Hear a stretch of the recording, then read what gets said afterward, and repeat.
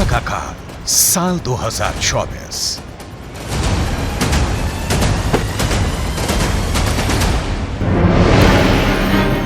Gaza युद्ध को लगभग 3 महीने होने जा रहे हैं, लेकिन अभी तक इजरायल की आईडीएफ गाजा से हमास लड़ाकों का सफाया नहीं कर पाई है। हालांकि पिछले 36 घंटों में इजरायली सेना ने हमास के लड़ाकों के साथ साथ 200 से ज्यादा फिलिस्तीनियों को मार डाला है। हैरानी की बात तो यह है कि इजरायली सेना पर पिछले 2 हफ्तों से अचानक हमास के लड़ाकों ने उत्तरी गाजा और दक्षिणी गाजा में जबरदस्त हमले शुरू कर दिए हैं। साल के आखिरी दिन 31 दिसंबर 2023 को हमास की तरफ से जारी किए गए इस वीडियो को देखिए, जिसमें हमास के लड़ाके इजरायल के टैंक बख्तरबंद लड़ाकू वाहनों पर बेहद पास से हमले कर रहे हैं।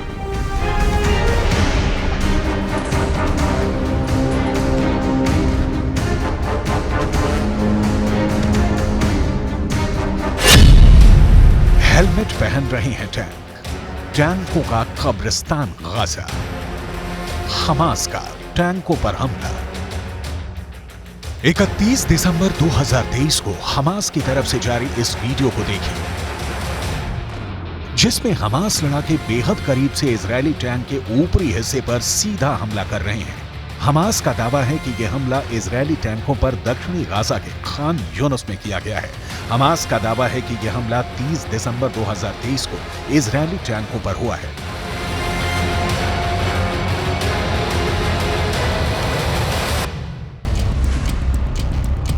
इजरायल के टैंकों पर चुन चुन कर हमले हो रहे हैं, क्योंकि इजरायल का मरकावा टैंक हमास और गाजा का काल बन चुका है। इजरायल इन्हीं टैंकों से अब तक 800 से ज्यादा सुरंगें तबाह करने में मदद कर चुका है। यही वजह है कि अब हमास इजरायल के टैंकों पर बेहद पास से हमले कर रहा है। कई बार तो मुश्किल से 20 से 25 फीट की दूरी से हमास हमले कर रहा है। हमास के रॉकेट इजरायली टैंकों के हैच वाले यानी ऊपरी हिस्से पर सीधा हमला कर रहे हैं, जिसकी वजह से टैंक बर्बाद हो रहे हैं।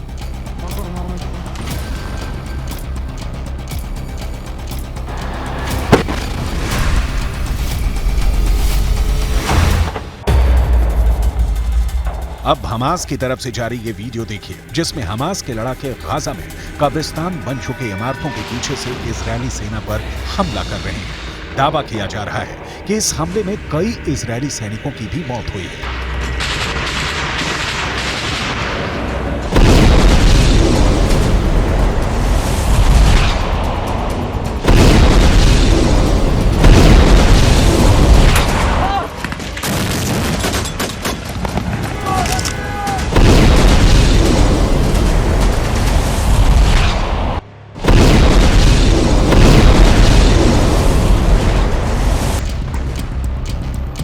इसी तरह से हमास ने 28 दिसंबर 2023 को इजरायली सेना पर मध्य गाजा में प्यूरिस्ट शरणार्थी शिविर इलाके में इजरायली सेना पर हमला किया है। टैंक और पैदल सेना पर हमास इसी तरह से हमला कर रहा है। दावा किया जा रहा है कि इस इलाके में अभी भी इतनी ज्यादा सुरंगें बची हैं, जहां से अचानक हमास के लड़ाके हमले कर रहे हैं।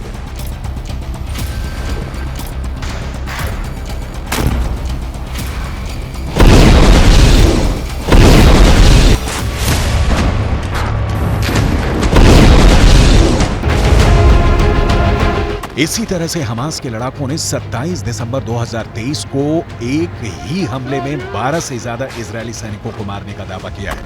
हमास का ये वीडियो किस जगह का है ये तो नहीं पता, लेकिन वीडियो में इजरायली सेना पर हमास के लड़ाकों के हमले साफ देखे जा सकते हैं। यही वजह है कि इजरायली सेना के मरकावा टैंक के ऊपर शील्ड लगाई जा रही है, ताकि टैंकों को तबाह होने से बचाया जा सके। इजरायल की मौत बना हमास का सुरंग युद्ध।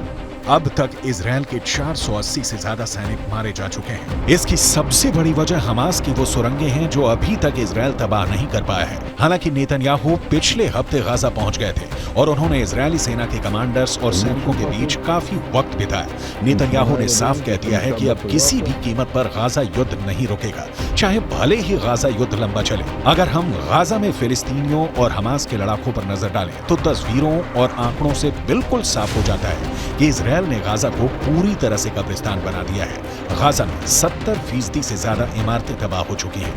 19 लाख फिलिस्तीनी शरणार्थी बन चुके हैं भूखे, प्यास, बीमारी और बमों के हमलों ने गाजा में फिलिस्तीनियों को साक्षात नरक में पहुंचा दिया है। जरा ये आंकड़े देखिए। 7 अक्टूबर से अब तक गाजा में इजरायली सेना ने 22,000 से ज्यादा हमले किए हैं, जिसकी वजह से गाजा की 70% इमारतें खंडहर हो चुकी हैं। यूएन के आंकड़ों के मुताबिक पूरे गाजा पट्टी में 3,55,000 से ज्यादा इमारतें तबाह और बर्बाद हो चुकी हैं, जिसमें कोई रह नहीं सकता है। इसके अलावा स्कूल, कॉलेज की 370 से ज्यादा इमारतें पूरी तरह से इजरायली हमलों में जमीन में दफन हो चुकी हैं, जो इजरायल के खौफनाक हमलों का जिंदा सबूत है। 7 अक्टूबर 2023 से अब तक गाजा पट्टी में इजरायली सेना ने हमास के ठिकानों पर जबरदस्त हमले किए हैं, जिसकी वजह से 230 से ज्यादा मस्जिदें और पूजा घर गाजा पट्टी में तबाह और बर्बाद हो चुके हैं। गाजा में सबसे भीषण और दर्दनाक हमले इजरायल ने अस्पतालों पर भी किए हैं, क्योंकि इन्हीं अस्पतालों के नीचे हमास की दर्जनों सुरंगें हमास का हेडक्वार्टर और अड्डे बने हुए थे। हमास इन्हीं अस्पतालों की आड़ में इजरायली सेना पर हमला कर रहा था। इजरायल ने ऐसे 36 में से 26 अस्पतालों को जबरदस्त बमबारी में तबाह कर डाला है। गाजा में रोटी के लिए लोग तरस रहे हैं। 20 से 23 लाख लोगों को रोटी नहीं मिल पा रही है, क्योंकि इजरायली सेना ने 11 बड़ी बेकरी तबाह कर डाली है। पूरे गाजा में 17 लाख से ज्यादा फिलिस्तीनी शरणार्थी बन चुके हैं। हालात ये है कि उत्तरी गाजा की 90% जनता भाग गई है। अब तक के आंकड़ों के मुताबिक 21,822 से ज्यादा फिलिस्तीनी मारे जा चुके हैं, जो साबित करता है कि हमास को इजरायल पर हमले की भारी कीमत चुकानी पड़ रही है। हैरानी की बात तो यह है कि इजरायल के हमलों में मारे गए कुल फिलिस्तीनियों में से 47% मरने वाले बच्चे ही हैं।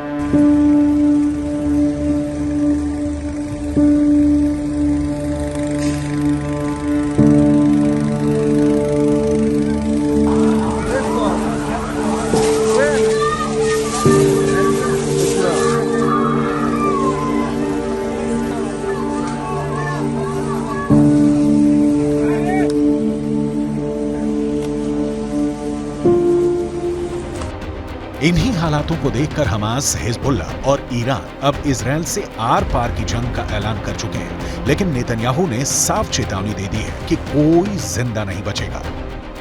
לוחמים על הקרקע, לפעמים גם מתחת לקרקע, ויש לנו עיניים בשמיים.